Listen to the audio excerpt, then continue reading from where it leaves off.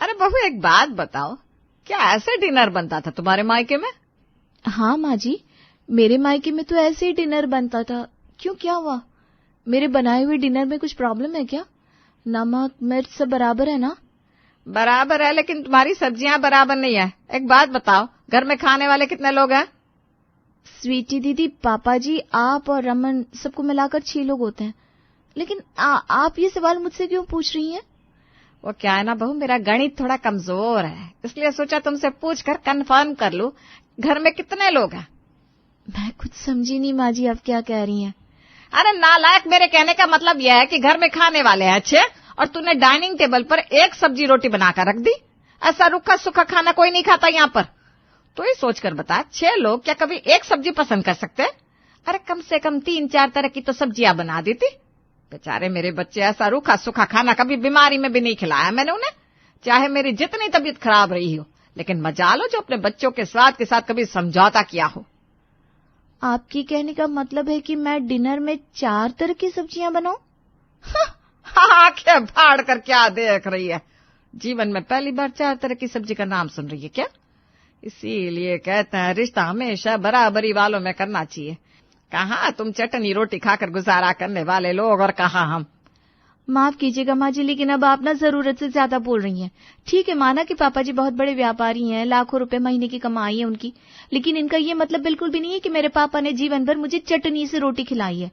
आप एक बार मेरे हाथ का खाना खाकर तो देखिए, मैं कितना लजीज खाना बनाती हूँ। लोग सिर्फ मेरे हाथ का खाना खाने हमारे घर आते थे। देख बहू, अपने मुंह मियां मिट्ठू बनने का काम मेरे घर में नहीं चलेगा। सास के मुंह से खरी खोटी सुनने के बाद बेचारी लीना रसोई में आ जाती है और आंखों में लुढ़क आए आंसुओं को साफ करने लगती है।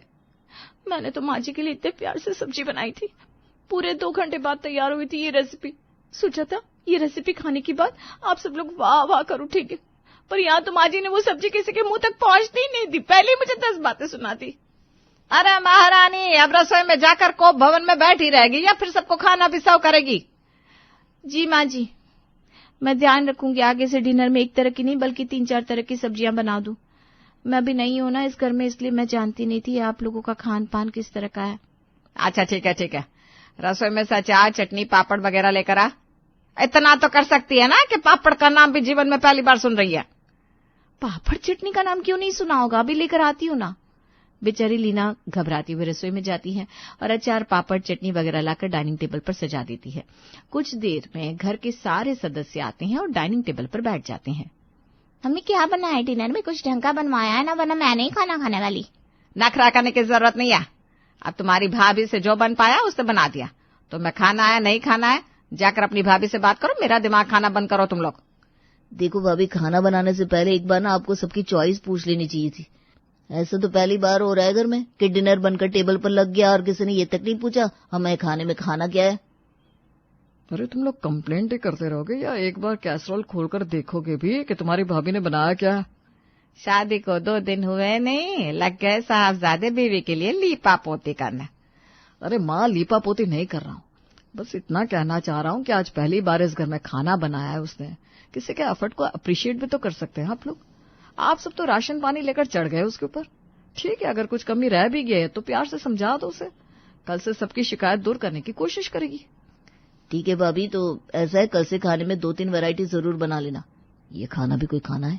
एक ही सब्जी से रूखा सूखा खाकर पेट भर लो। रात को अपने कमरे में, अरे क्या हो गया लीना, इतनी अपसेट क्यों नजर आ रही हो? कोई चाहे जो भी कहे, लेकिन मुझे तुम्हारे हाथ के वो मलाई कोफ्ते बहुत पसंद आए। तुमने वाकई बहुत अच्छा खाना बनाया था। जाइए, झूठी तारीफ मत करिए। घर में बाकी सब लोगों के चेहरे देखकर समझ में आ रहा था कि मैं आपके परिवार में बिल्कुल भी फिट नहीं हो रही हूँ। मेरी वजह से शर्मिंदगी झेलनी पड़ी ना आपको। अरे बाबा, ऐसा कुछ नहीं है। और तुम भी सबकी बातों को ना नेगेटिवली मत लो। ऐसा समझो कि तुम्हें ये पता चल गया है कि क्या करने से तुम सबको खुश कर सकती हो। अरे जब लोग चाहते हैं कि खाने में 2-3 वैरायटी हो तो ठीक है, कल से 2 और सब्जियां बना लिया करना। सब्जियां तो मैं बना दूं, लेकिन ये बताओ, क्या मैं पूरा दिन खाली रहती हूँ? ऑफिस से आने के बाद एक पैर पर खड़े होकर मैंने ये मलाई कोफ्ता तैयार किया। अगर 4 तरह की सब्जी बनानी होगी तो उसके लिए मुझे कम से कम 4 घंटे तो चाहिए। ऑफिस से घर लौटते लौटते 7:30 बज जाते। ऊपर से तुम्हारी मम्मी का फरमान, वो कुक के हाथ का खाना नहीं खाएगी, यानी कि खाना हर हाल में मुझे ही बनाना है। तुम्हें बताओ, 7:30 बजे घर आने के बाद कैसे मैं 4 तरह की डिश बनाकर डाइनिंग टेबल पर लगा दूं? कमाल की बात कर रही हो यार तुम। अब तुम्हारी ये बात तो मेरे गले से नीचे नहीं उतर रही है। एक सब्जी बनाने में तुम्हें 2 घंटे लग गए, और तुम्हारे कहने का मतलब है अगर तुम्हें 4 सब्जी बनानी होगी तो कम से कम 4-5 घंटे का टाइम चाहिए। अरे भाई, इस हिसाब से तो मेरी मम्मी को पूरा दिन रसोई में रहना चाहिए था। लेकिन ऐसा तो बिल्कुल भी नहीं है। मम्मी तो आधे घंटे में साफ बनाकर तैयार कर देती थी। और ऐसा बिल्कुल भी मत समझना कि मम्मी तुम्हारे पर कोई टॉर्चर कर रही है। बचपन से ही लंच हो या डिनर, मम्मी 4 से 5 तरह की सब्जी बनाया करती थी। इसलिए घर में सबको आदत हो गई है कि एक तरह की सब्जी खाकर पेट ही नहीं भरता। पति की बात सुनकर अब तो लीना और भी हैरान रह जाती है। इसका मतलब मेरे खाना बनाने के तरीके में ही कुछ प्रॉब्लम है, वरना ऐसे कैसे हो सकता है कि जिस काम को मम्मी जी आधे घंटे में कर लेती है उसे करने के लिए मुझे 4-4 घंटे की जरूरत पड़े। दिशा, सोच रही हूँ जॉब छोड़कर घर पर ध्यान दूं।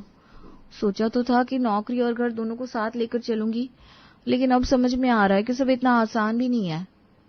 अरे यार, अभी तेरी शादी को टाइम ही कितना हुआ है, अभी से हिम्मत हार जाएगी क्या? और भूल मत जा, आज के टाइम में जॉब मिलना इतना आसान काम नहीं है। अच्छा ये बता, ऐसी क्या बात हो गई जो तेरे मन में ऐसी बात आई? अरे क्या बताऊं, मेरे ससुराल वालों को एक वक्त में 4-4 सब्जियां खाने की आदत है, और मुझे तो घर जाकर एक सब्जी बनाने में इतना टाइम लग जाता है। उसके बाद किसी तरह दौड़ते भागते बस फुलके बना पाती हूँ। लेकिन मेरे इतना करने पर भी ना परिवार में कोई भी खुश नहीं है। तू ही बता, नई नई शादी में हर रोज चिक चिक सुनने से तो बेहतर है ना कि मैं फिलहाल अपना घर ही संभालूं।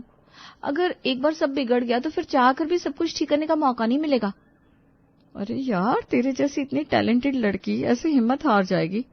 और फिर मुझे ये समझ में नहीं आ रहा, एक वर्किंग बहू से एक वक्त में 4-4 सब्जियों की डिमांड करना कहाँ की समझदारी है?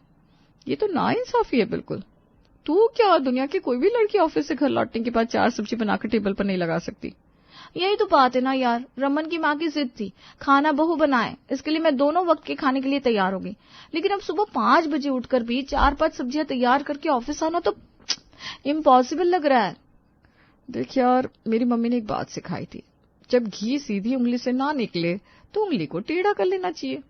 तेरे ससुराल वालों को बहुत शौक है ना वर्किंग बहू से 4-4 तरह की सब्जियां बनवाने का, तो ठीक है, कल से तो उनकी पसंद के हिसाब से 4 तरह की नहीं बल्कि पूरे 10 तरह की सब्जियां बनाएगी। पागल है क्या? तेरे सामने अपना दुख रो रही हूँ और तू बातों को बढ़ा चढ़ाकर बोल रही है। देख, तेरे घर पर मेड तो लगी हुई है ना झाड़ू पोछा बर्तन के लिए, तो ऐसा कर, उसको थोड़े पैसे देकर सब्जियां चॉप कराने का काम भी करा ले कल से। बस सब्जी मंडी जाकर तुझे अलग अलग तरह की जितनी सब्जियां मिल जाए सब खरीद कर फ्रिज में भर दे, और काम वाले से एक साथ सबको चॉप करवा कर रख ले। घर में जितने कुकर और भगोने हैं सब में अलग अलग सब्जियां डालकर उन्हें उबाल कर रख ले। अब इन उबली सब्जियों को नमक, मिर्च, जीरा और हींग का तड़का लगाकर सब्जी बनाकर रेडी कर दे। मेरी ये रेसिपी फॉलो कर और फिर देख कैसे 5 मिनट में 10 सब्जियां तैयार होती है। दिशा के बताए अनुसार लीना घर जाकर 4-5 सब्जियों को काटने के बाद कुकर में उबालने के लिए रख देती है। फिर एक साथ 2 कढ़ाई में सारी सब्जियों में तड़का लगाकर डाइनिंग टेबल पर सजा देती है। बहू की बनाई हुई 4-5 सब्जियों को डाइनिंग टेबल पर रखा देख पूरा परिवार खुश हो जाता है। आज पहली बार एक वक्त में 10 सब्जियां खाकर पूरा परिवार बेहद खुश नजर आ रहा था। एक बात बताओ, पहले तो एक सब्जी बनाने में तुम्हें 2 घंटे लग जाते थे, अब 5 मिनट में 10-10 सब्जियां बनाकर तैयार कर देती हो। कोई जादू की छड़ी हाथ लग गई है क्या? तुम्हारे हाथ की 5 सब्जियों को खाकर मुझे वो स्वाद नहीं मिल पा रहा जो तुम्हारी एक सब्जी में होता था। रंग स्वाद एकदम परफेक्ट होता था उसमें। ये तो ऐसा लग रहा है जैसे बस उबाल कर रख दिया है। कोई जादू की छड़ी हाथ नहीं लगी, बस मैंने अब बहुत ज्यादा मेहनत करके खाना बनाना छोड़ दिया है। अब मैं एक सब्जी बनाने में अपनी पूरी जान डाल देती थी ना, तब किसी ने मेरे हाथ के खाने की कभी तारीफ ही नहीं की। इसलिए मैं भी अब जो 5 मिनट में बन जाए उसी स्टाइल का खाना बना लेती हूँ। और हाँ, स्वाद और वैरायटी दोनों एक साथ तो नहीं मिल पाएंगे क्योंकि ये घर है, होटल नहीं। तो पतिदेव, अब इन उबली हुई सब्जियों से ही काम चला लो। मुरादाबाद शहर में एक परिवार रहता था जिसमें परिवार का मुखिया सुरेश, उसकी पत्नी गीता, उसका बेटा उपेंद्र, उसकी 2 बेटियां महिमा और पूर्णिमा थी। उस परिवार की एक खास बात थी कि वे सबके सब मोटे थे, लेकिन खुद को मोटा न मान के खाते पीते घर का कहते थे। अब हमारा बेटा उपेंद्र सयाना हो गया है और काम धंधा भी सीख के सही से संभाल रहा है। अब हमें उसकी शादी के बारे में सोचना चाहिए। समय रहते शादी कर देना अच्छा रहता है। अब हमें ही देख लो, कितने कम उम्र में हम दोनों की शादी हो गई थी और हमारा पारिवारिक जीवन कितना ज्यादा सुखद और अच्छा रहा। कह तो आप सही रहे हैं, लेकिन हमारे लड़के के लायक कोई लड़की भी तो मिले। हमारे उपेंद्र को तो जल्दी कोई लड़की समझ में नहीं आती। अभी पिछले महीने शर्मा जी की बिटिया को दिखाया था, उसने तो देखते ही मना कर दिया कि भाई ये तो बहुत ज्यादा पतली है। अब हम खाते पीते परिवार के हैं तो हमारे परिवार की बहू भी हमारे जैसी दिखनी चाहिए। उपेंद्र का सोचना सही है। मैं कल ही अपने एक दोस्त से बात करता हूँ, उन्हें भी एक अच्छे लड़के और एक अच्छे परिवार की तलाश है। अगली सुबह सारा परिवार लड़की देखने के लिए जाता है और वहां कुछ ऐसा होता है जिससे पूरा परिवार हंसी का पात्र बन जाता है। रविवार की सुबह जब पूरा परिवार अपनी 7 सीटर गाड़ी में बैठा तो गाड़ी ने कराहते हुए स्टार्ट होने से इनकार कर दिया। पापा, गाड़ी को सांस तो लेने दो, ऐसा लग रहा है इसकी आत्मा निकल रही है। हमें ना ट्रक लेना चाहिए था। खैर चलो अभी धक्का मारो। किसी तरह गाड़ी स्टार्ट हुई और सब लड़की के घर पहुंचे। दरवाजे पर ही पहली चुनौती आ गई, क्योंकि दरवाजा पतला था और परिवार दरवाजे से एक एक करके ही अंदर जा सकता था। अरे राम, ये दरवाजा इतना पतला क्यों है? लोग इसमें जाते कैसे होंगे? या फिर यहाँ कुपोषित लोग ही रहते होंगे? बड़ी मुश्किल से सब अंदर पहुंचे। लड़की वालों ने बैठने के लिए सोफे की व्यवस्था की थी, लेकिन जैसे ही सब लोग धड़ाधड़ उस पर बैठे, एक जोरदार धड़ाम हुआ और पूरा सोफा जमीन पर चित। हाय राम, ये क्या हुआ? अरे सोफे को क्या हो गया? अब वो बस हल्का झटका लगा है अंकल। हमारे परिवार में हल्के झटकों का असर थोड़ा ज्यादा होता है, ये हमारी रीत है। लड़की की मम्मी समोसे और मिठाई लेकर आई। वाह वाह, गुलाब जामुन दिख रहा है। मेरा बस चले तो इनसे रिश्ता पक्का ही कर दो। जैसे ही मिठाई की प्लेट टेबल पर रखी गई, उपेंद्र ने झपट्टा मारा और पूरी प्लेट लेकर बैठ गया। इन्हें खाने का बहुत शौक है क्या? अब क्या बताऊं, मेरे लिए खाना सिर्फ भूख मिटाने का साधन नहीं बल्कि इमोशनल सपोर्ट है भाई। नंदिता के माता पिता के चेहरे पर चिंता के बादल छा गए। बातचीत हो ही रही थी कि गीता ने कुर्सी से उठने की कोशिश की और क्रैक की आवाज आई। कुर्सी के टुकड़े टुकड़े हो गए। हे भगवान, अब ये कुर्सियां भी डाइट पर चल रही है क्या? हवा की तरह टूट रही है। आप लोग मोटे हैं और दोष हमारे घर की चीजों में निकाल रहे हैं। आपने हमें मोटा कहा? मोटे को मोटा नहीं तो क्या चूसा हुआ आम का? बहस बढ़ने लगी और पहले घर में रिश्ता पक्का होते होते रह गया। लेकिन सुरेश का परिवार इतनी जल्दी हार मानने वालों में से नहीं था। वो सब उनके घर के बाहर खड़े थे और अपनी सफाई पेश कर रहे थे। अरे भाई, मोटापा क्या बुरी चीज है? यह देखिए, हमारे घर में घी तेल की नदियां बहती हैं। हमारे यहाँ चटपटी पुरियां बनती है। खाने पीने से ही तो बरकत आती है। और फिर घर में कोई भूखा नहीं रह सकता। हमारे यहाँ शादी के बाद लड़की को रोज 56 भोग मिलेगा। हमें थोड़ा समय चाहिए सोचने के लिए। ये कहकर उसने दरवाजा बंद कर लिया। सुरेश के परिवार ने एक दूसरे की ओर देखा और सुरेश ने ऐलान किया, अरे कोई नहीं, ये दुनिया में आखिरी घर थोड़ी ना था, अगली जगह चलो। अगले रिश्ते के लिए वो लोग एक बड़े खानदानी घर में गए थे। लड़की के माता पिता ने बड़े ठाट बाट से गुप्ता परिवार को बुलाया। जैसे वे आलीशान बंगले के पास पहुंचे, समस्या फिर से खड़ी हो गई। बड़ा बंगला पर दरवाजा छोटा। खैर, उन लोगों के लिए तो बुलंद दरवाजा भी छोटा पड़ जाता था, तो फिर ये आम दरवाजों की क्या बिसात। पापा, लगता है ये लोग सिर्फ पतले लोगों को ही अंदर आने देते हैं। लगता तो ऐसा ही है। बड़ी मुश्किल से सब अंदर पहुंचे। जैसे ही सब सोफे पर बैठे, लड़की की छोटी बहन चिल्लाई, मम्मी, ये सोफा अंदर धंसता जा रहा है। अब कोई बात नहीं, नया स्प्रिंग लगवा लीजिएगा। ऐसा भी क्या हो गया जो यूं चिल्ला रही हो? बातचीत शुरू हुई। लड़की वालों ने पूछा, उपेंद्र क्या करते हो? खाना खाते हैं हम तो। सब हंस पड़े। फिर लड़की ने संकोच से पूछा, क्या आपको भी स्पोर्ट्स का शौक है? हाँ बिल्कुल, मैं खाने की प्लेट और मिठाई के डिब्बे पकड़ने में बहुत तेज हूँ। लड़की के पापा का चेहरा सफेद पड़ गया। तभी खाना परोसा गया। सुरेश के परिवार ने ऐसा हमला बोला कि लड़की की मम्मी घबराकर किचन में भागी। ये तो पूरा भंडार ही खाली कर देंगे। आखिरी झटका तब लगा जब सुरेश के परिवार ने कुर्सियों से उठने की कोशिश की और धड़ाम धड़ाम धड़ाम की आवाज आई। 3 कुर्सियां टूट चुकी थी। लड़की के पापा गहरी सांस लेते हुए बोले, देखिए, हमें एक फिट दामाद चाहिए, ना कि सफ़ेद हाथी, इसलिए आप लोग हमें माफ़ कर दें। सुरेश का परिवार फिर से रिजेक्ट हो गया। घर लौटते समय बहनों ने अफसोस से कहा, अब हमें भी सोचना पड़ेगा, क्या वाकई हम खाने में कुछ ज़्यादा ही डूबे हुए हैं? सही कह रही हो बहन, उपेंद्र ने घबरा कर कहा। अरे पहले घर चलकर खाना खा ले, फिर सोचेंगे। एक शाम जब सुरेश ऑफिस से लौटा तो गीता ने चाय के साथ समोसे परोस दिए। बस यही वजह है कि मेरा वजन बढ़ता ही जा रहा है। तुम दिन रात तली भुनी चीजें खिलाती रहती हो। अच्छा, और रात को चुपके से मिठाई के डिब्बे कौन खत्म करता है? तुम्हारी ये मीठे की आदत ही असली वजह है। सुरेश भी कहाँ चुप रहने वाला था। कम से कम मैं तुम्हारी तरह हर चीज में घी तेल तो नहीं डालता। तुम्हारे बनाए पराठों ने ही हमें इस हाल में पहुंचाया है। अरे खुद ही तो हर रात पूरी और पराठे मांगते हो, फिर दोष मुझ पर क्यों? दोनों एक दूसरे को ताने मारते रहे, लेकिन फिर अचानक चुप हो गए क्योंकि उपेंद्र ने अपनी शादी की बात शुरू कर दी। अरे आप लोग बस अपनी बात करे जा रहे हो, मेरी शादी का क्या होगा? मेरी शादी ना होने में किसकी गलती है? अब मैं क्या बताऊं बेटा, लोग कहने लगे हैं मोटापे की वजह से रिश्ता नहीं हो पा रहा है। हमारे खानदान में सब खा पी कर मजबूत हो रहे। अब अगर लड़कियों के माता पिता को हमारे जैसे हट्टे कट्टे लोग पसंद नहीं तो इसमें हमारा क्या कसूर? तू ही कुछ कम कर ले भाई, तेरा वजन दिन ब दिन बढ़ता ही जा रहा है। कहीं ऐसा ना हो कि शादी के लिए कोई लड़की ना बचे। अरे तो क्या करूं, भूखा मर जाऊं? तू खुद को भी देख ले, तू भी कोई दुबली पतली फुलझड़ी नहीं है। बस कर, वरना कुर्सी तेरे वजन से टूट जाएगी। ओ मोटू, पहले खुद आईना देख ले। तेरा पेट इतना बाहर आ गया है कि लोग समझेंगे क्रिकेट की बॉल निकल लिया। उपेंद्र ने अपनी थाली रखते हुए ताना मारा। कम से कम मैं तेरी तरह पूरे दिन सोफे पर पड़ा आलू तो नहीं बना रहता। और तू रात को छुप छुप कर फ्रिज से मिठाई चुराने वाला महान खिलाड़ी। दोनों कुछ देर तक एक दूसरे को मोटा मोटा बोलकर हंसी ठिठोली करते रहे, फिर अचानक चुप हो गए। फिर पूर्णिमा बोली, वैसे सच कहूं, हमें अब कुछ करना चाहिए, वरना एक दिन सच में गोल मटोल रोलिंग बॉल बन जाएंगे। अरे बेटा, कोई लड़की ऐसे मिल जाए जो खाने पीने की शौकीन हो तो बढ़िया रहेगा। लेकिन दुनिया में सिर्फ हम ही ऐसा नहीं है, कोई तो ऐसी मिलेगी जो हम जैसे हैं वैसा ही हमें पसंद करे। इसी तनाव में तीसरी जगह रिश्ता तय हुआ। ये रिश्ता एक सुंदर, सुशील और बेहद दुबली पतली लड़की प्रतिभा से था।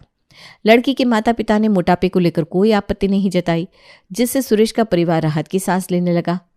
हे भगवान तेरा धन्यवाद, वरना मेरा क्या होता।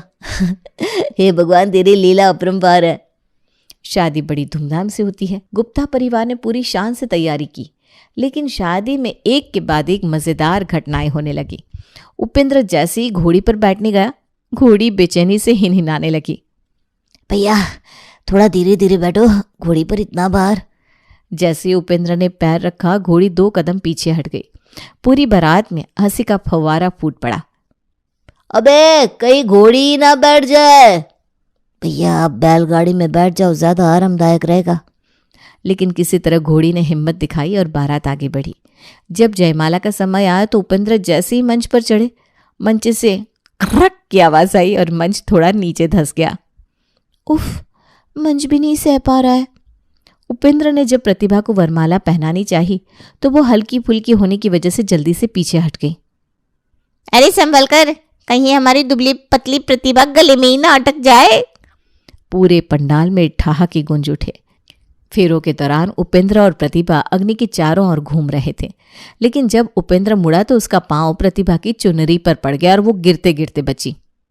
संभालिए संभालिए, कहीं कन्यादान से पहले ही कोई अनहोनी ना हो जाए। कन्यादान से पहले कन्या शहीद ना हो जाए। चुप करो तुम लोग। फेरे पूरे होने के बाद जब उपेंद्र नीचे बैठा तो उसके भारी शरीर से एक चटाई फट गई। अब तो कुर्सी चाहिए, जमीन भी विरोध कर रही है। दूल्हे की यह हालत देखकर बाराती और घराती दोनों ठहाके लगाने लगे। विदाई के समय जब प्रतिभा को कार में बिठाया गया तो उपेंद्र भी उसके बगल में बैठने लगा, लेकिन जैसे उसने कार में कदम रखा, गाड़ी का सस्पेंशन नीचे बैठ गया। और मालिक ये तो ओवरलोड हो गई, गाड़ी चली नहीं रही। लोगों ने कार को थोड़ा धक्का दिया, तब जाकर गाड़ी किसी तरह स्टार्ट हुई। अब शादी के बाद कुछ करना पड़ेगा, वरना अभी जो कार का हाल हो रहा है वो मेरा हो जाएगा। घर पहुंचती सबने राहत की सांस ली कि आखिरकार शादी हो गई, लेकिन प्रतिभा के आने के बाद एक नई मुसीबत खड़ी हो गई। अब से घर में कम से कम तेल घी का खाना बनेगा। अरे वो ऐसे कैसे? ये तो हमारे घर की परंपरा है भाई। परंपरा से ज्यादा जरूरी सेहत है। धीरे धीरे प्रतिभा के हेल्दी रूटीन की वजह से सुरेश का पूरा परिवार अपनी आदतें बदलने लगा। अब मिठाई भी कम मिलेगी। पर शादी तो हो गई ना, अब क्यों डाइटिंग करनी है? इस पर सब ठहाके मारकर हंस पड़े। गुप्ता परिवार में शादी के बाद कुछ भी पहले जैसा नहीं था। प्रतिभा जो खुद दुबली पतली थी, अब अपने नए घर में अजीब समस्या से जूझ रही थी, मोटापा। नहीं, सिर्फ उपेंद्र का मोटापा नहीं, बल्कि पूरे परिवार का। शादी के बाद प्रतिभा अपने मायके से शानदार डाइनिंग टेबल लाई थी, मजबूत लकड़ी की बनी, चमकदार पॉलिश की हुई, ऐसी कि देखने वाला तारीफ करे। लेकिन ये डाइनिंग टेबल सुरेश के परिवार के लिए बनी ही नहीं थी। एक दिन पूरा परिवार खाना खाने बैठा, गीता, सुरेश, दोनों बहनें, उपेंद्र और खुद प्रतिभा। जैसे ही सभी ने अपनी कुर्सियां खींची और बैठने लगे, चर्र की आवाज आई और सब धड़ाम, पूरा टेबल हिल गया और गीता की तो कुर्सी चट से टूट गई। गीता जमीन पर गिर पड़ी। हे भगवान, कैसे घटिया चीजें लेकर आई है ये बहू। मम्मी जी, टेबल का क्या कसूर? आप सबका वजन ही कितना ज्यादा है। अच्छा, मतलब अब तू हमें मोटा भी कहेगी? प्रतिभा, सामान खराब होगा, हम तो हमेशा ऐसे ही खाते हैं। प्रतिभा ने माथा पकड़ लिया। डाइनिंग टेबल की घटना के कुछ दिन बाद प्रतिभा अपने कमरे में बैठी थी कि अचानक धप की आवाज आई।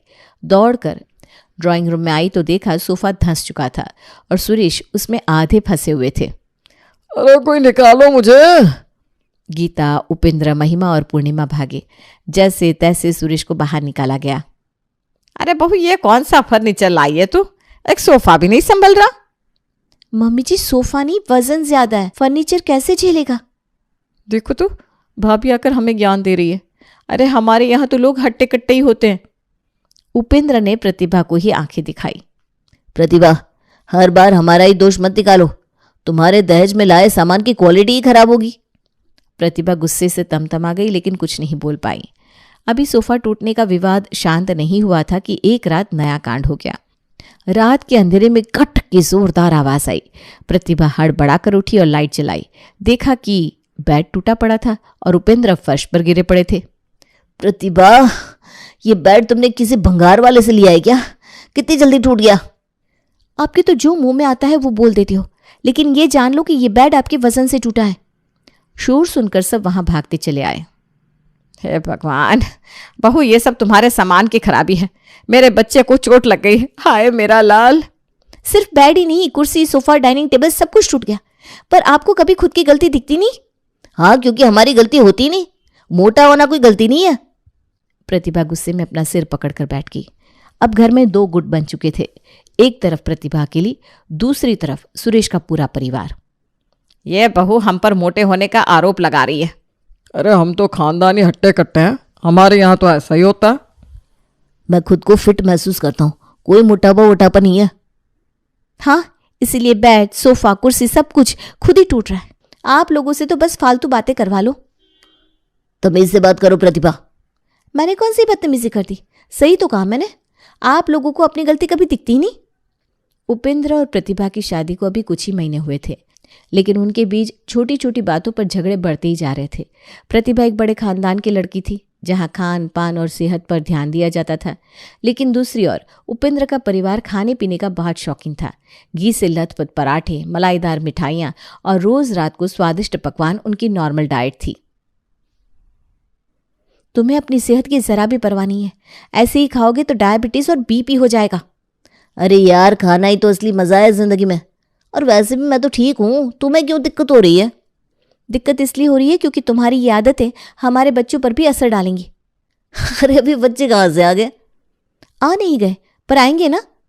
या फिर आपका इरादा ही नहीं है बच्चे करने का? क्योंकि आपको तो डर लगता होगा बच्चे हो गए तो वो आपके हिस्से का खाना खा जाएंगे। ये भगवान, कैसी बातें कर रही हो तुम? बोलने से पहले एक बार भी नहीं सोचती कि क्या बोल रही हो। बस फिर क्या था, बात बढ़ते बढ़ते इतनी बिगड़ गई कि प्रतिभा गुस्से में अपना सामान उठाकर मायके चली गई। प्रतिभा के घर में सभी को जब इस झगड़े का कारण पता चला तो वे चौंक गए। तो ये मोटापे की वजह से झगड़ा हुआ? हाँ पापा, उपेंद्र बिल्कुल भी हेल्दी लाइफस्टाइल फॉलो नहीं करते। मैं कब से समझा रही हूँ, लेकिन उन्हें फर्क ही नहीं पड़ता। बेटा, ये तो सच है कि सेहत सबसे जरूरी है, पर क्या ये झगड़े का हल है कि तुम घर छोड़कर आ जाओ? लेकिन माँ, मैं कब तक सोऊं? मैंने कितनी कोशिश की, लेकिन वो कुछ मानने को तैयार ही नहीं है। प्रतिभा का बड़ा भाई समर एक न्यूट्रिशनिस्ट था। वो मुस्कुराकर बोला, चलो इसे सही तरीके से सुलझाते हैं। हमें उपेंद्र और उसके परिवार को समझाना होगा कि अच्छी सेहत केवल एक व्यक्ति की नहीं, पूरे परिवार की जिम्मेदारी होती है। अगले दिन प्रतिभा के माता पिता और भाई उपेंद्र के घर पहुंचे। उपेंद्र और उसका परिवार ये देखकर अचंभित रह गया कि इतने बड़े लोग एक झगड़े के लिए उनके घर आ गए। प्रतिभा के पिता ने विनम्रता से कहा, हम यहाँ झगड़ा बढ़ाने नहीं बल्कि उसे सुलझाने आए हैं। देखिए, खान पान और लाइफस्टाइल का असर केवल वजन पर नहीं पूरे शरीर पर पड़ता है। हम आपके पूरे परिवार की चिंता कर रहे हैं। पर हमें तो ऐसा लगता है कि खाना एंजॉय करना चाहिए। हमारे खानदान में कभी किसी ने हेल्दी डाइट की बात नहीं की। लेकिन बदलते समय के साथ हमें अपनी आदतें भी बदलनी चाहिए।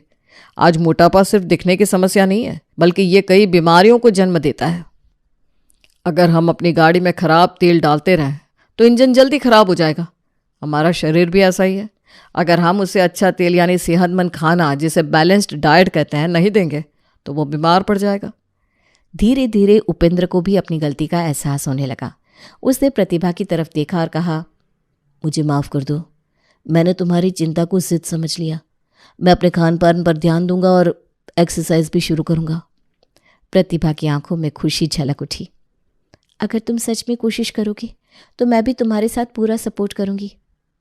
अगर सेहत अच्छी रखने से हमारी ज़िंदगी और बेहतर हो सकती है तो हमें इसे अपनाने में कोई आपत्ति नहीं होनी चाहिए। उस दिन से उपेंद्र और उसके परिवार ने धीरे धीरे अपनी आदतें बदलनी शुरू कर दी। कुछ महीनों बाद उपेंद्र न केवल फिट और एनर्जेटिक दिखने लगा, बल्कि उसका कॉन्फिडेंस भी बढ़ गया। प्रतिभा को ये देखकर गर्व हुआ कि उसका पति अपनी सेहत को लेकर जागरूक हो गया था। निशी, पिज्जा अभी तक बना के नहीं, बड़ी देर लग रही है यार। और यहाँ पेट में चूहा है और उनका पूरा खानदान कत्तकली कर रहा है। आती हूँ, अभी बन रहा है। अरे क्या नितिन बेटा, तो रोज रोज वही पिज्जा बनवाने बैठ जाता है, जबकि तू अच्छे से जानता है उसे पिज्जा बनाना आता ही नहीं। अरे तुझे अगर पिज्जा खाने का इतना ही शौक था तो शादी के पहले ही पूछ लिया होता निशी से, जिससे हमें भी पिज्जा खाने को मिल जाता। लेकिन अब तू रोज नए नए ढकोसले करवाता है। लेकिन पिज्जा तब बनेगा जब उसे आता हो। सही कह रही है, इस बुढ़िया को भी अब यही लगता है, इसे अब पिज्जा खाए बिना ही ऊपर जाना पड़ेगा। और फिर मरने के बाद मेरी आत्मा कहीं डोमिनोज और पिज्जा हट के स्टोर के आसपास भटकेगी। तभी निशी बुनबुनाती हुई किचन से आती है। अरे विभीषण तो बहुत देखे, लेकिन आप दोनों जैसा नहीं देखा। अगर आप लोगों को नहीं जम रहा है ना तो आज ही तलाक के केस की अर्जी कोर्ट में डलवा दो। पिज्जा पिज्जा पिज्जा सुनकर कान पक गए मेरे। अरे कोशिश ना कर रही हूँ तो समझ में भी आता है, रोज तो बनाती हूँ, आखिर किसी न किसी दिन तो बनेगा ही ना, आज नहीं तो कल। पद्मा, कांता और नितिन तीनों एक दूसरे की शक्ल देखने लगते हैं। दरअसल ये है घर मिश्रा जी का, या फिर अगर ये कहे कि पिज्जा प्रेमियों का, तो कोई अतिशयोक्ति नहीं होगी। यहाँ अभी हाल ही में 6 महीने पहले शादी हुई है घर के बड़े बेटे यानी कि नितिन की, और उसकी प्यारी सी बीवी है निशी। लेकिन प्यार तो इस जोड़े ने कभी जाना ही नहीं, क्योंकि इनके प्यार के बीच में सबसे बड़ी वजह बना है पिज्जा। घर के किसी न किसी सदस्य को रोज पिज्जा खाना है और फिर यहीं से शुरुआत हो जाती है, थोड़ा हम भी खा लेंगे कि और फिर कहानी का रोज पूर्ण विराम इसी तरह के झगड़े पर आकर खत्म हो जाता है। हाँ, वही झगड़ा जो अभी आपने देखा। तो चलिए चलते हैं डाइनिंग टेबल पर और वहां क्या चर्चा हो रही है पिज्जा को लेकर सुनते हैं। निशी, कल का पिज्जा तो फिर भी ठीक था, लेकिन आज का तो फिर मुझे गड़बड़ लग रहा है। अरे कल का पिज्जा खाकर लग रहा था तुम्हारी गाड़ी लाइन पर आ रही है, लेकिन ये क्या, तुम्हारी गाड़ी फिर पहले वाले गड्ढे में जाकर गिर गई। अरे आज बहू फिर पिज्जा सॉस लगाना भूल गई है। देखो पिज्जा बेस देखो जरा। अरे भाई, जब पिज्जा का सॉस ही नहीं लगेगा तो फिर क्या ही स्वाद आएगा। मतलब आज भी वही हुआ, ढाक के 3 पात। नहीं समझे क्या? अरे वही, फिर से पिज्जा किसी को पसंद नहीं आया। वैसे आप भी सोच रहे होंगे कि बहू निशी कुछ ज्यादा ही भुनभुना रही है। ये बात एकदम सही है कि हर बहू अपने घर से जलेबी की तरह सीधी ही आती है, लेकिन ससुराल में आकर उसको चंडी का रूप लेना ही पड़ता है। चलिए आपको ले चलते हैं जब नई बहू के रूप में निशी ने इस घर में कदम रखा था। निशी की पहली रसोई होती है, घर के सब लोग टेबल पर बैठे होते हैं। बहू ने खीर तो बड़ी बढ़िया बनाई है, एकदम मजा ही आ गया। देख ले पद्मा, तू भी सीख ले अपनी बहू से। आज तक इतनी बढ़िया खीर बनानी नहीं सीख पाई तू। हाँ अम्मा जी, आपको तो आज तक मेरी ना कोई चीज भाई है ना भाएगी, भले ही चाहे आपको 56 भोग बनाकर खिला दूं। नितिन और निशी एक दूसरे की तरफ देखकर मुस्कुराने लगते हैं। अरे भाई, नई नई शादी है तो प्यार के फूल तो दिल में खिलते ही हैं। लेकिन बाद में यही फूल गुलाब की ना रहकर कैक्टस के बन जाते हैं। तभी वहीं डाइनिंग पर बैठे बैठे निशी के प्यारे देवर जी को अपनी भाभी पर बड़ा ही प्यार आता है। अच्छा चलो भाभी, आज आपके इस घर में आने की खुशी में हम सब पिज्जा पार्टी करते हैं। सबके लिए खुशी खुशी पिज्जा ऑर्डर किया जाता है और सब लोग खुशी खुशी पिज्जा एंजॉय करते हैं। और बस यहीं से शुरुआत हो जाती है उस जी के जंजाल की जो निशी आज तक झेल रही है। अरे भाई ये तो बड़ी अच्छी चीज है, आज मैंने पहली बार खाया है। मैं सोचता था पता नहीं कैसा लगता होगा, लेकिन ये तो एकदम बढ़िया है। हाँ, मैंने भी एक बार थोड़ा सा ही चखा था। एक बार प्रीति मानी नहीं थी, खिलाया था, बहुत समय हो गया इस बात को, लेकिन सच में इसमें तो बहुत स्वाद लग रहा है मुझे भी। अरे मुझ जैसी बुढ़िया भी ये खा सकती है, आराम से बैठे बैठे खा लो। और ऊपर से कितनी सारी सब्जी डाली है इसमें, स्वाद के साथ सेहत भी तो बनी रहेगी। हाँ माँ, बहुत बढ़िया। और ये तो बस एक टाइप का है, इसके तो बहुत सारे टाइप के अलग अलग आते हैं। अच्छा बेटा चलो ना, फिर कभी दूसरा तरह का भी ट्राई करेंगे। तभी पैकेज के साथ आए हुए बिल को देखते ही सबका मुंह खुला का खुला रह गया। अरे ये क्या है भाई, ये पिज्जा इतना महंगा होता है क्या? हाँ नहीं तो क्या पापा, आपने कभी खाया नहीं तो आपको कैसे पता होगा। अरे इतना कितना महंगा है जो आप लोग ऐसे बात कर रहे हैं। अरे यहाँ बैठे बैठे अभी हम लोगों ने मिलकर 2200 रुपए का पिज्जा खा लिया। कांता और पद्मा जी का मुंह अब देखने लायक था। क्या, इतना महंगा? अरे ऐसा क्या है इस पिज्जा में? मैदे की रोटी के ऊपर सब्जी रख दी और हो गया। अरे लूट मचा रखी है, लूट। एकदम अंधेरी छाई हुई आजकल बाजार में, जिसको देखो मुंह फाड़ कर रुपया मांगे जा रहा है। अरे तो एक काम क्यों नहीं करती पद्मा, कल तू ही जरा इसे घर पर बना ले, वैसे भी ज्यादा कुछ तो है नहीं इसे बनाने में। अम्मा जी आपकी बस यही बात मुझे कभी जमी नहीं, आप हर बात मुझ पर ही क्यों रख देती हैं घूम फिर कर। अब ये सारी चीजें बनाने के मेरे दिन नहीं रहे, अब मैं भी बहू वाली हो गई हूं, मैं क्यों बनाऊंगी, मेरी बहू बनाएगी। निशी मन ही मन सोचती है, हे भगवान, आज पहले ही दिन मुझे ससुराल में फंसवा दिया। अरे दुनिया भर की चीजें सीख कर आई थी, लेकिन इनको तो अब ये पिज्जा चाहिए। राम राम राम, अब क्या करूं मैं। तब सबकी नजरें निशी की तरफ घूमती हैं। क्या निशी, शांत क्यों बैठी हो भला? अब हमें कब बनाकर खिला रही हो पिज्जा? मम्मी जी जल्दी ही बनाऊंगी पिज्जा भी। उस दिन निशी ने शाम को सबके लिए बढ़िया मटर पनीर और नान बनाया। सबने मन भर कर खाया भी, लेकिन उसी दिन से सबकी गाड़ी उसी पिज्जा पर आकर अटक गई थी। निशी रोज सबको खुश करने के लिए नए नए डिशेस बनाती लेकिन यहाँ तो कोई पिज्जा को भूलना ही नहीं चाह रहा था। किसी न किसी की जुबान पर वो पिज्जा आ ही जाता था और निशी अपनी पूरी ताकत लगाकर उसे इग्नोर कर देती थी। इसी तरह धीरे धीरे करते कुछ दिन और निकल जाते हैं और निशी की शादी को 3 महीने हो जाते हैं। लो जी भाई, आज तो हमारी शादी का फर्स्ट क्वार्टर कंप्लीट हो गया, इसी खुशी में केक काटो। अरे वाह भैया, इतनी जल्दी 3 महीने भी निकल गए, पता भी नहीं चला। चलो भाभी, इसी खुशी में आज पिज्जा ऑर्डर कर देता हूँ, बड़े ही दिनों से मैंने भी नहीं खाया, ऊपर से सबको भी पसंद है।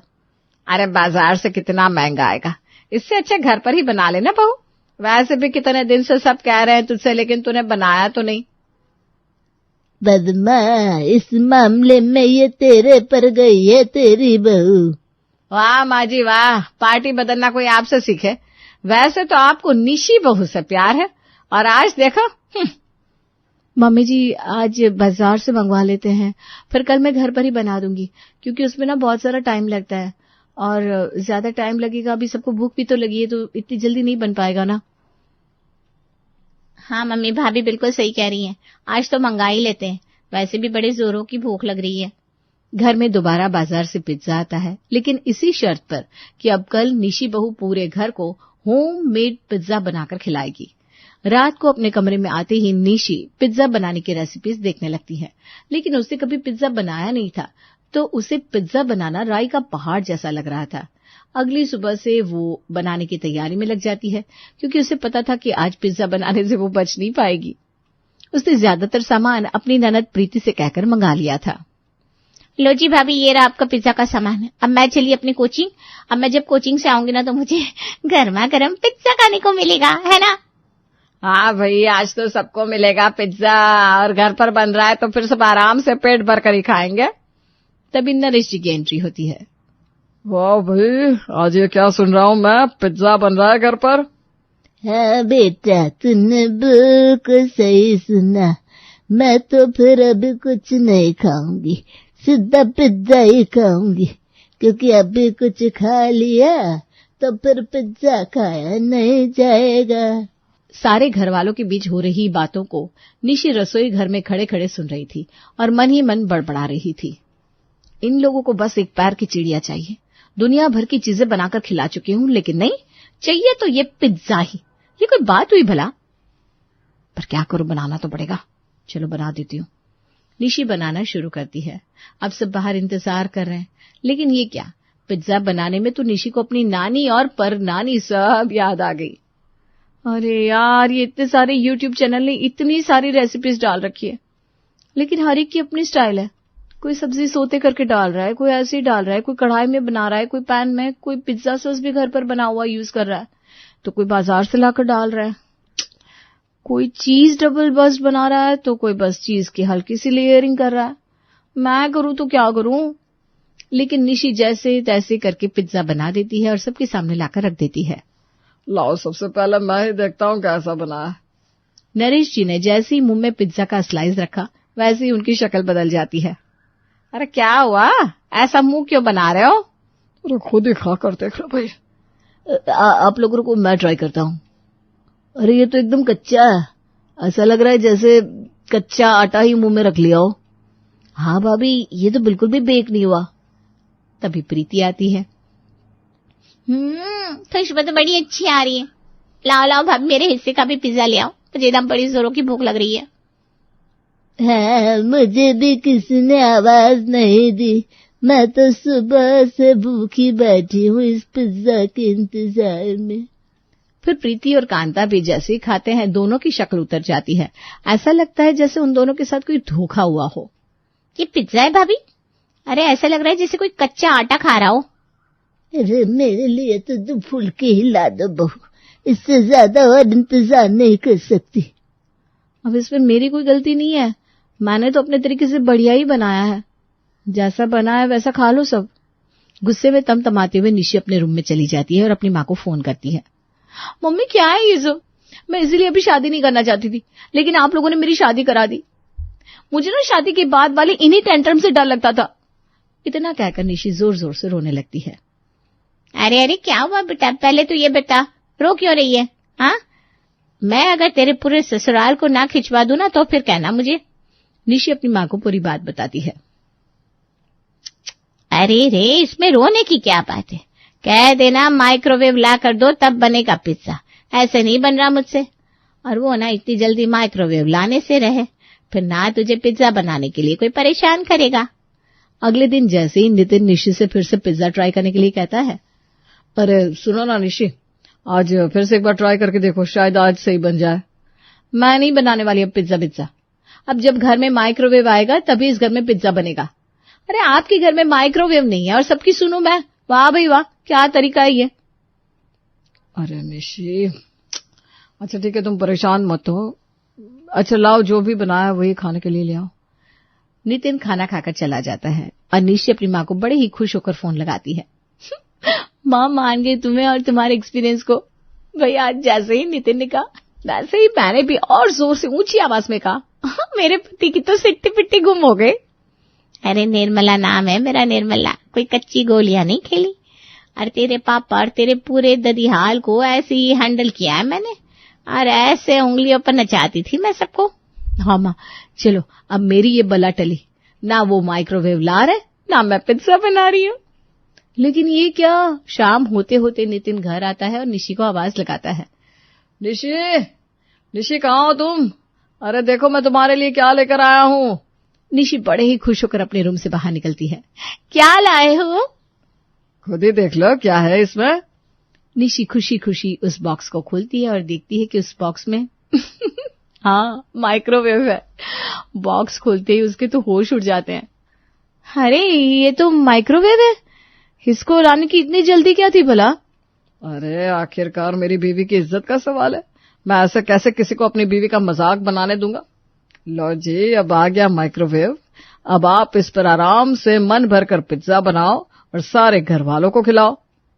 तभी घर के और लोग भी आ जाते हैं और माइक्रोवेव देखकर फिर से निशी से पिज्जा बनाने की डिमांड करने लगते हैं।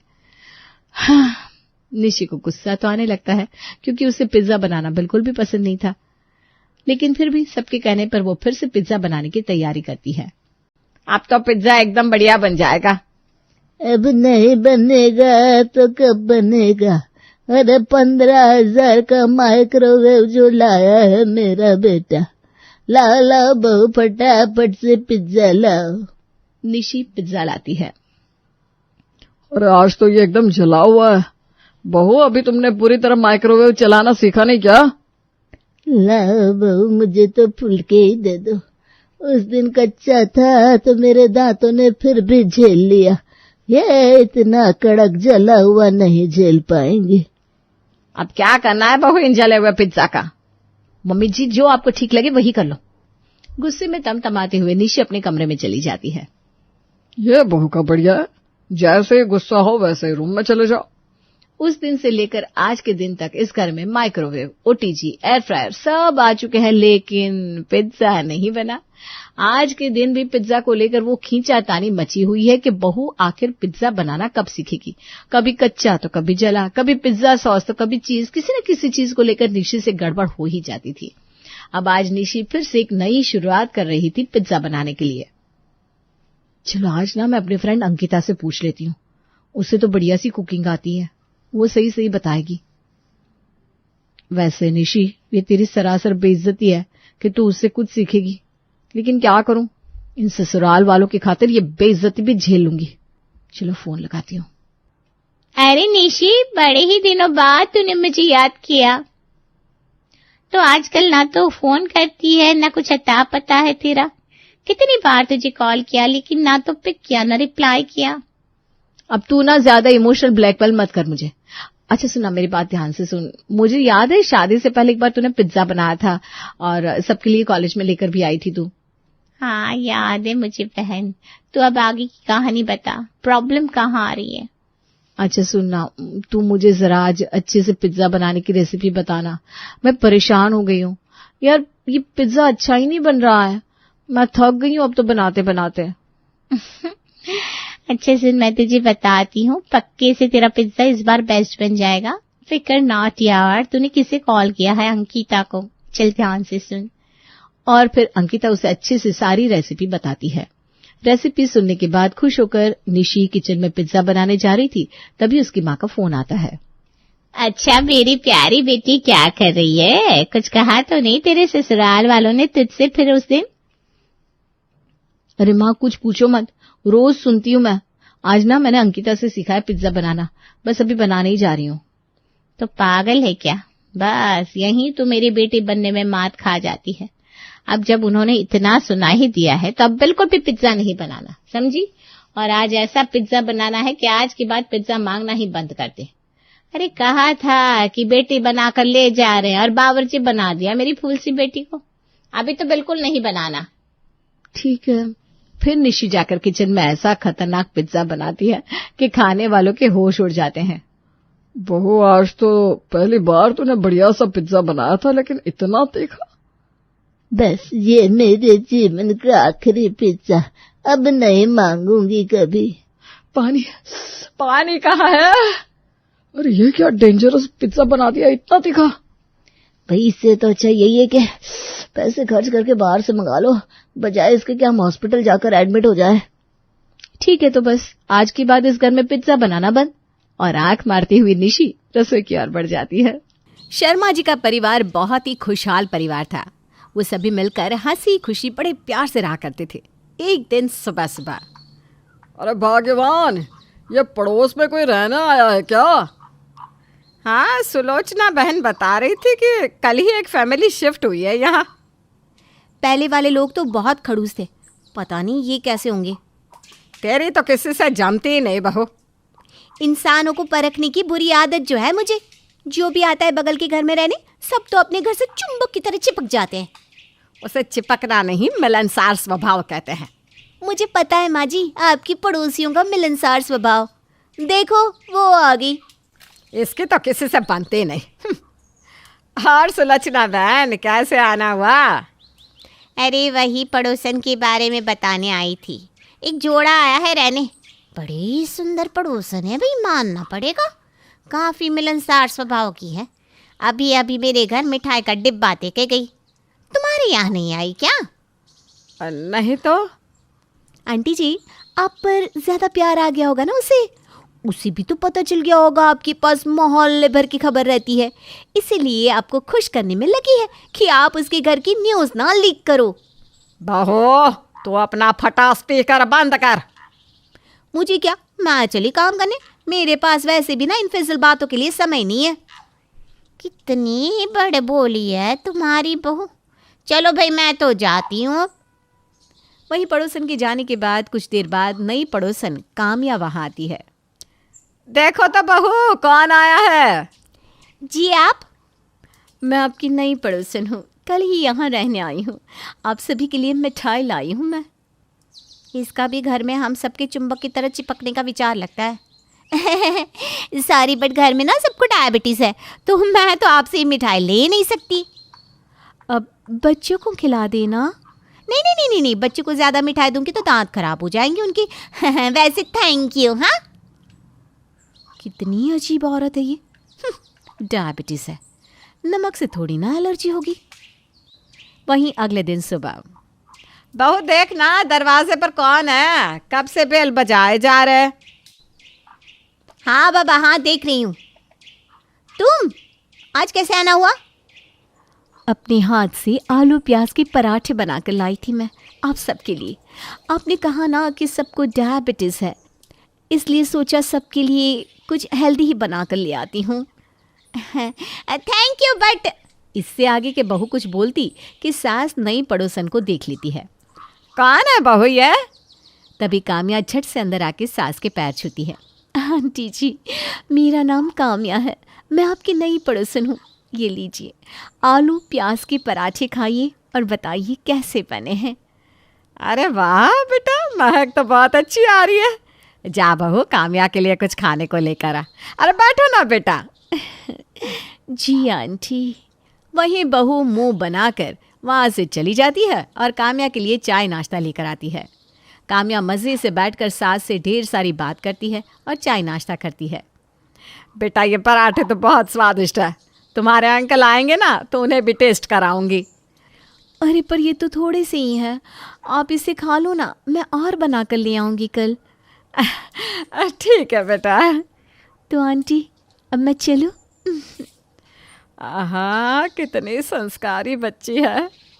काम्या के जाने के बाद देख, कुछ सीख इससे, कितनी संस्कारी है। आई तो पराठे बना कर लाई, आके पैर छुए और जाते भी।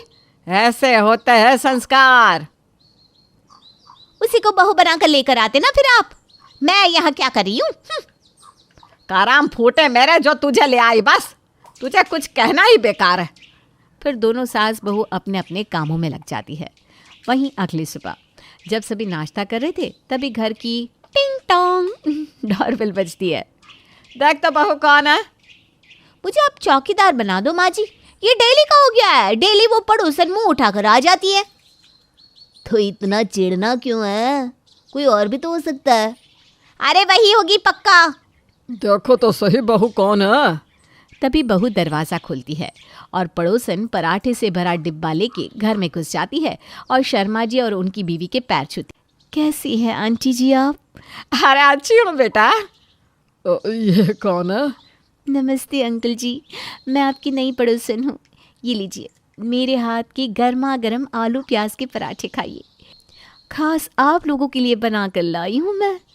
काम्या का मिलनसार स्वभाव सबको काफ़ी पसंद आता है। काम्या सबको अपने हाथ से प्याज आलू के पराठे परोसती है और सभी उसे बड़े चाव से खाते हैं। और वहीं बहू का बनाया नाश्ता ऐसे ही रखा रह जाता है। ये देखकर उसे काफ़ी बुरा लगता है। वाह बेटा वाह, तेरे हाथ में तो जादू है। बहुत स्वादिष्ट नाश्ता बनाया था तुमने। थैंक यू अंकल जी। चलो अब मैं चलती हूँ। बाय काम्या, पराठे सचमुच बहुत अच्छे थे। Thank you, bye. ये देखकर तो बहुत तिल मिला जाती है। क्यों जी, इतने प्यार से आज तक आपने मेरी तारीफ तो नहीं की। और बाय। तुमने भी तो कभी इतने प्यार से इतना स्वादिष्ट खाना बनाकर नहीं खिलाया ना। बाय। बात तो है बेटा, वैसे कुछ भी बोलो पराठे मस्त थे। यह तो है, आलू प्याज के पराठों की बात ही अलग है। ठीक है, आपसे मैं वही बनाकर खिलाऊंगी आप सबको। अरे ना ना ना बहू, तेरे हाथ के नहीं, काम्या के हाथ के। एक ही बार तूने प्याज आलू के पराठे बनाए थे, अच्छी तरह याद है। प्याज इतनी कच्ची थी कि सारा दिन मुंह बदबू मार रहा था। आप लोगों के लिए ना कुछ करना ही बेकार है। फिर बहू अपने अन्य कामों में लग जाती है। शाम में जब पति ऑफिस से घर आ रहा होता है तो उसे रास्ते में काम्या मिलती है। कैसी हैं काम्या जी? मैं तो बिल्कुल अच्छी हूँ, आप कैसे हैं? एकदम मस्त। और आपके हाथ के पराठे खा के तो और भी मस्त हो गया हूँ मैं। अच्छा, ऐसा है तो मैं कल और पराठे बनाकर ले आऊंगी आप लोगों के लिए। हाँ हाँ ज़रूर। मुझे तो इतने पसंद आए पराठे कि मैंने अपने ऑफिस वालों को बताया तुम्हारे बारे में। उन्होंने कहा कि भाई हमें भी टेस्ट करना है। तो फिर ठीक है, कल की टिफिन आपकी मेरी तरफ से। Thank you. फिर दोनों हंसते बोलते घर आ जाते हैं। वहीं जब बहू काम्या और अपने पति को साथ में घर आया देखती है तो आग बबूला हो जाती है, लेकिन उसे पता था कि उसका बोलना बेकार है, इसलिए वो कुछ नहीं कहती। अगले दिन काम्या सुबह सुबह फिर से नाश्ते के समय ही शर्मा जी के घर पहुंच जाती है और सबको अपने हाथ के पराठे खिलाती है। राहुल जी, ये लीजिए आपका टिफिन, आपने कहा था ना इसलिए। Thank you so much Kamya ji. ओफो, अपनों में no sorry no thank you. क्यों आंटी जी अंकल जी, सही कहा ना मैंने? हाँ हाँ बेटा, बिल्कुल सही कहा तूने। मैं तो सोचता हूँ कि कितने धन्य होंगे वह माँ बाप जिन्हें तुम जैसी बेटी और बहू मिली। आप इतनी भी ना तारीफ करो अंकल जी। फिर काम्या वहाँ से चली जाती है। एक बात बताओ, कल तुमने उस चुड़ैल काम्या को क्या बोला जो वो आज तुम्हारा टिफिन बनाकर ले आई? क्या चल रहा है आप दोनों के बीच में? मोहतरमा, आपका दिमाग खराब है। मैंने तो कुछ नहीं बोला, बस मैंने काम्या के हाथ के प्याज आलू के पराठों की ऑफिस में तारीफ कर दी थी, तो ऑफिस वालों को भी खाने की इच्छा हुई। मैंने काम्या से बनाने को कह दिया। अच्छा जी, मेरे हाथ के खाने की तो कभी ऑफिस में तारीफ नहीं होती, और ना ही आपके ऑफिस वालों को मेरे हाथ का खाना हजम होता है। अरे ऐसा नहीं है। मुझे मत बताओ, परसों ही घी वाली रोटी वापस लेकर आए थे ये कहकर कि लकड़ी जैसी है, हलक से नीचे नहीं उतर रही। तो क्या गलत बोला? सही भी तो नहीं कहा, घी वाली रोटी कड़क हो ही नहीं सकती। जाओ काम्या को ही बोलो बनाने को, खिलाने को। अरे बाबा, इतना गुस्सा मत हो ना जान।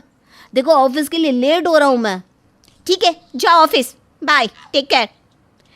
फिर राहुल अपनी बीवी को हक करके ऑफिस चला जाता है। अब ये काम्या का रोज़ का हो गया था। वो रोज़ाना सुबह सुबह प्याज आलू के पराठे बनाकर ले आती और घर वाले उसके हाथ के पराठे चाव से खाते। वहीं कोई रागिनी के हाथ का बनाया खाना छूता तक नहीं। हर समय बस काम्या के हाथ के पराठों की तारीफ होती, जिससे अब रागिनी बहुत ज़्यादा परेशान हो जाती है। ये जब से नई पड़ोसन आई है ना, मेरे घर वालों पर न जाने कौन सा जादू चलाया है कि मेरी कोई अहमियत ही नहीं रह गई। सबको इसके हाथ का खाना पसंद है, कोई मेरे हाथ का खाना सूंघता तक नहीं है। ऐसा ही रहा तो सबको ये अपने बस में कर लेगी, और धीरे धीरे कर भी तो रही है। नहीं नहीं नहीं नहीं, मैं ऐसा नहीं होने दूंगी, अब तो कुछ करना ही पड़ेगा। जिसके बाद रागिनी काम्या के ऊपर नज़र रखने लगती है और उसके पति से भी जान पहचान बनाने लगती है। एक दिन शाम में, हेलो राघव जी, कैसे हैं आप? जी, आप कौन? अरे हम आपके पड़ोसी हैं, पहचाना नहीं? ये बगल वाले घर में रहती हूँ मैं, जहाँ आपकी बीवी डेली पराठे लेके आती है। मेरे पति को तो आपकी बीवी के हाथ की पराठे बहुत पसंद है, इनफैक्ट सबको ही। ओके, अच्छा लगा जान के। वैसे बताया था काम्या ने। अच्छा। अब धीरे धीरे रागिनी डेली राघव से बात करने लगती है और उसकी पसंद की डिश पता करती है। वहीं राघव भी अब घर में रागिनी की तारीफ करता, जो काम्या को बिल्कुल पसंद नहीं आती। फिर एक दिन सुबह सुबह काम्या की डोरबेल बजती है। इतनी सुबह कौन आ गया? रागिनी जी आई होंगी। वो क्यों? अरे दरवाजा खोलोगी तो पता चलेगा ना। काम्या दरवाजा खोलती है और सच में सामने तो रागिनी होती है। हेलो जी, काम्या जी कैसी हो? मैंने ना राघव जी का मनपसंद हलवा बनाया है आज। लीजिए ना राघव जी, टेस्ट करके बताइए कैसा बना है। जी जी जरूर। रागिनी, आई एम सॉरी, अब मैं समझ गई हूँ कि अब मैं तुम्हारे घर नहीं आऊँगी, अब तुम जाओ यहाँ से। और इस तरह रागिनी की थोड़ी सी चालाकी से काम्या की अक्ल ठिकाने आ जाती है और फिर वो कभी भी रागिनी के घर प्याज आलू के पराठे लेकर नहीं जाती।